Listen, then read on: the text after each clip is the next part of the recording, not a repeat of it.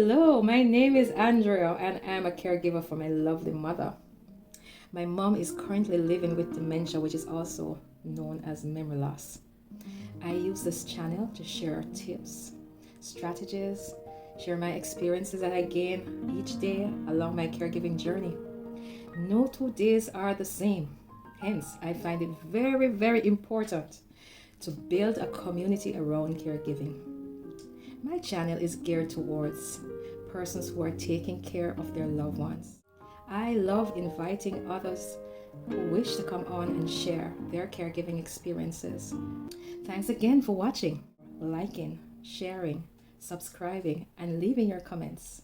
I truly appreciate you. Hello to all my YouTube families and friends. Happy New Year! Today I am with a very special friend.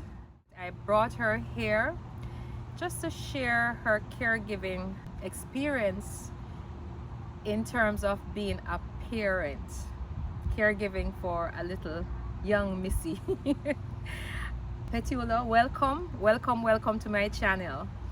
And I would love for you just to share with my viewers a little about yourself, and then we'll take it into a conversation. Okay. Well, Happy New Year to your viewers, and thank you, Andrea, for having me. It's definitely a pleasure to be here on your channel and just to share with you some parenting experiences that I've been having over the years. But before we get into that, my name is Petula, and I have known Andrea Forever. I know we don't look like it, but yes, forever. Many years from from Jamaica. Yes. So we used to work together, actually. Exactly. We used to work together. Of course, she was my superior. And we've just developed a really good friendship over the years. And a very challenging circumstance back many years ago kind of brought us closer together. And both friendship wise, spiritual wise, and family wise, we've just bonded over the years. And just with the passing of every year, the friendship just got closer and closer and closer. So today I can say you are my sister friend. Yes. There are times when she plays mom role. There are times when she plays that big sister role. And there are times when I just need a friend to talk to. There are times when I need professional advice.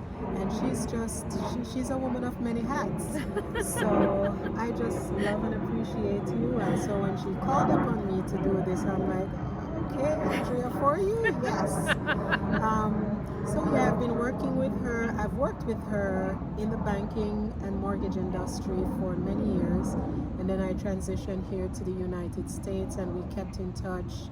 And, the relationship was just smooth. And since I've been here, I have been in so many different areas, so many different facets. And my primary role right now is mom of a 10-year-old. And I'm enjoying it. There are some days when it's highs and lows, but we'll get into all of that. So that's pretty much it.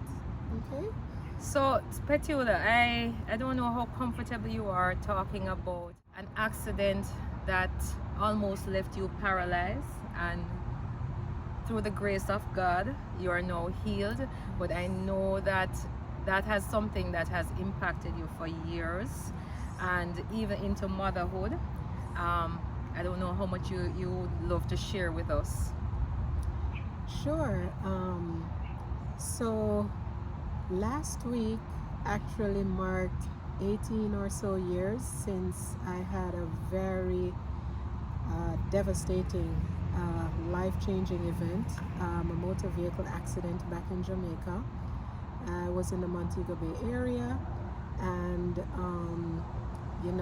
I was headed home It was for the holidays. I was headed home to family and friends who were in Jamaica at the time for the holidays. And to cut a very long story short, we got T-boned. Someone hit the side of the vehicle, and the only thing I remember to this day was just a bright light injury, as you can remember. And as a result of that accident, I had several internal injuries. The main one being my pelvic area. The circle was broken into 4 different places, but God was so good to me. Those bones all broke and fell back into place. So the doctors for a while decided they were, trying to decide if they were gonna have surgery on me or just allow me to be on my back for months so that the circle can heal itself. They decided on the latter. Instead of going in to do an operation, they decided to just have me lay on my back for several months, and that was pretty much it. And the accident was pretty bad because at the time on the accident scene, they all thought I died. In fact, at one point I could hear them, but they thought I died, and I could hear the conversations happening around me. And I remember everyone saying, she's dead, there's no way she could have survived this accident. And I lost consciousness for a while, and God allowed me at one point to feel the touch of someone. Someone touched me and felt my pulse, and then the person who touched me was a male person, and the individual said, "She has a pulse, she's alive." And that for me did it, because in my mind I was fighting and shouting and telling everyone that I was alive, but no one could see me move, no one could hear me, but in my mind I was shouting as loud as I could, but no one could hear me. But this all led to me being on my back for about 5 months and not being able to walk. I wasn't able to do a lot of things. I lost movement in the lower parts of my body. I had no strength in my legs. I couldn't move. I really lost the ability to do a lot of things because I just had to lay there. And it's just it was a time in my life that I really went very low, very, very, very low.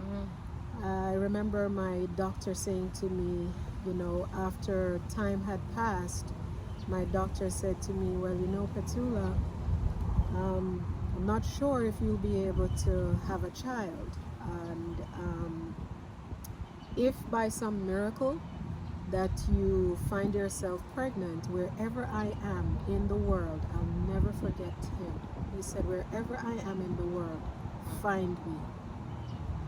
And some years ago, I found myself with this miracle child, and I had to reach out to my doctor back in Jamaica. I was here in the US, and he got in touch with me, and we had a brief conversation, and he said to me, "Whatever happens, you cannot go into labor, because this will be fatal for you and or the child. Wow. And it's very possible that you may not be able to carry the child full term. You may have to be on bed rest because of the internal injuries that I suffered from the accident years prior." So of course that was very frightening to hear, daunting, and it was just I was a basket of emotions. But God was good. I was able to go full-term pregnancy, but I ended up having a C-section, and through it all, God had his hand on both of us.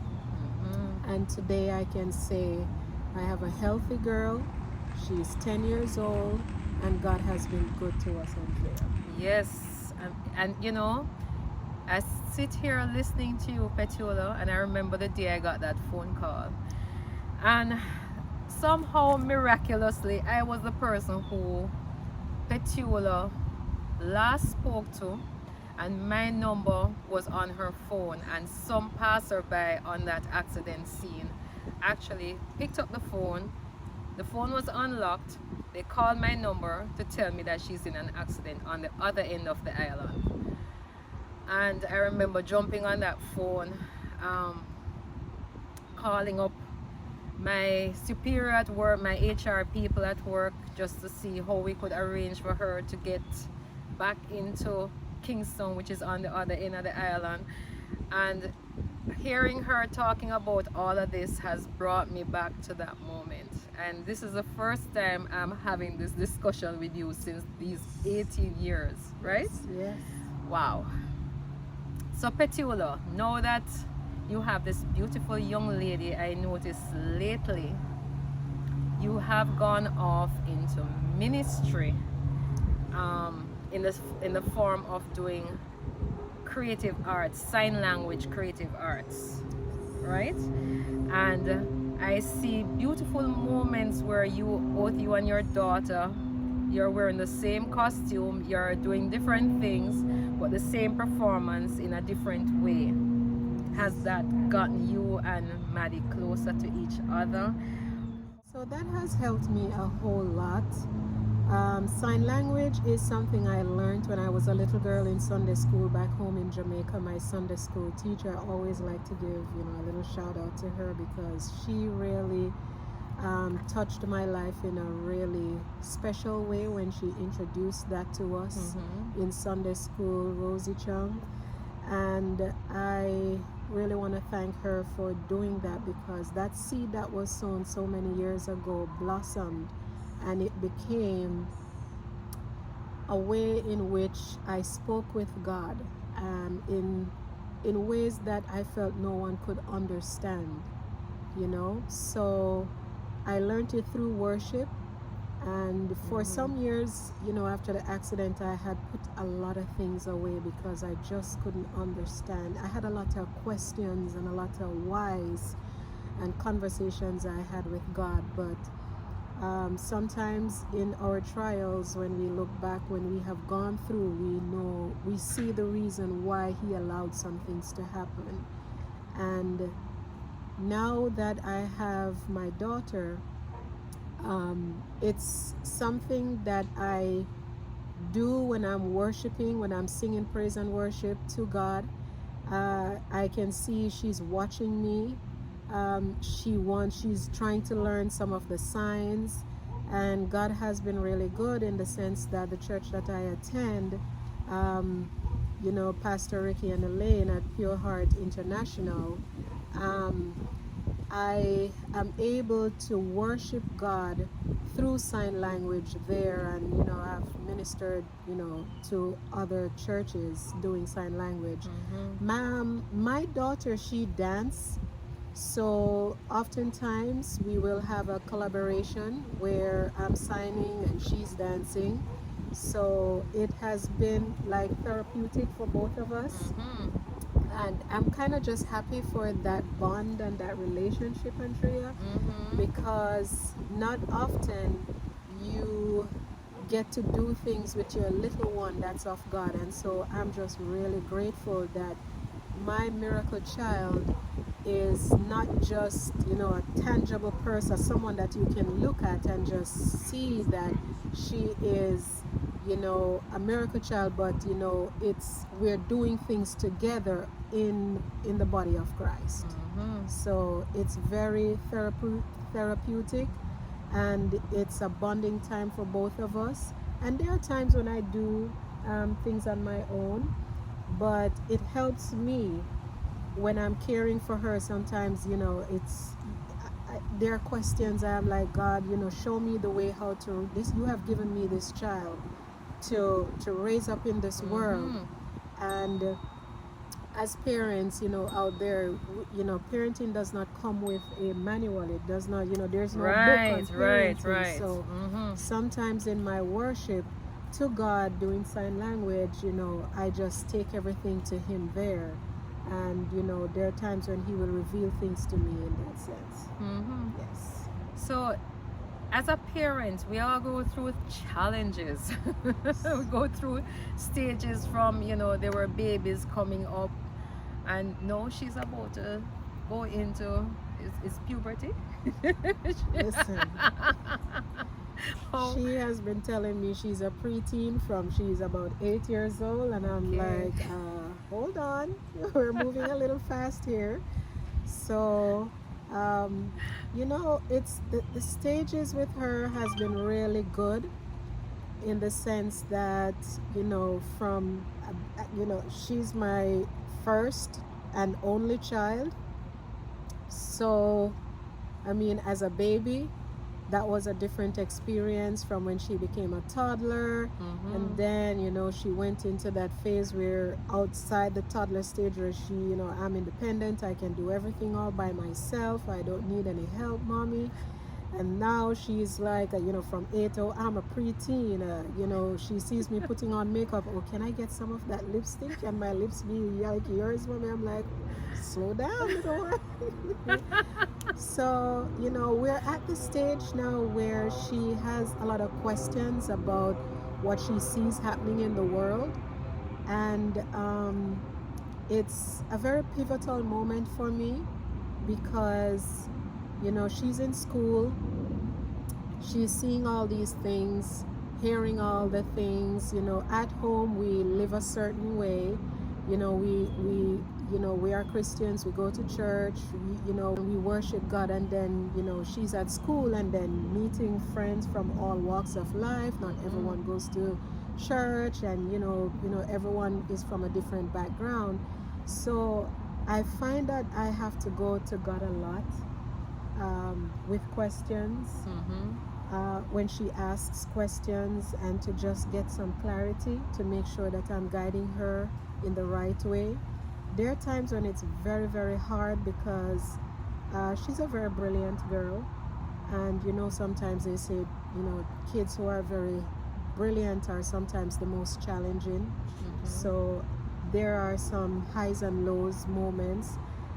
There are times when mommy's saying this and she's like, oh no, this is the way I want to do this. So Wow. there are times when it's very challenging, very hard. And I am, back home in Jamaica, you're from this culture where children must be seen and not heard. I try not to raise my child that way. I believe children should have a voice, and not everyone feel the same way. So I have to try to find that balance in terms of explaining things to her when she asks, and make sure that it's age appropriate, and to also make sure that when I'm explaining things to her, I try to interject how sometimes you have that, what would Jesus say, what would Jesus Okay. do, Right. and I really don't want to sit here and to make it seem all spiritual, but at the same time, from a spiritual and Christian perspective, we have to understand that everything that we have is a gift from God. Indeed. And my daughter is literally a gift from God. So in every step of the way, I try to incorporate Him, the Most High, in everything that I explain to her, and try to make it practical, even with the things of life, whatever she's experiencing at school, whatever her friends may say, whatever is happening, I try to find a practical way to explain those things to her using real life experiences, and to just break it down into smaller nuggets for her to understand. And I will let you know that God is the best co-parent you can ever find. The best co-parent. So just continue reaching out to Him and clinging on to Him, and grooming your daughter, and molding her into this beautiful woman that we'll see her develop into. I have a Bible verse that I would love to share. It's Philippians 4 verses 12 to 13, the New International Version, and it says, I know what it is to be in need, and I know what it is to have plenty. I have learned the secret of being content in any and every situation, whether well fed or hungry, whether living in plenty or in want. I can do all this through him who gives me strength. I love this verse because I even understand how persons are there, they're hungry, they don't have, they are in wants, they need things, but because they have such a trust in God, have faith in God, God delivers them through situations, God feeds them in ways that sometimes we don't even understand it. Thank you so much for coming on my channel and for sharing with me and my viewers about your caregiving experience as a parent. I do encourage you to make sure that you love up on your little bundle of joy, just like how I'm encouraging everybody to love up on your loved ones in a way now that they can truly appreciate it, because we don't know when we'll not have that, you know, that ability to do so, because so many persons have lost loved ones even while I've been doing this channel. Yes. So just love upon your loved ones in a way that they'll truly appreciate the love. And you know, Andrea, if I should just add something, you know, what you're saying is so true, because we live in a world that is so busy.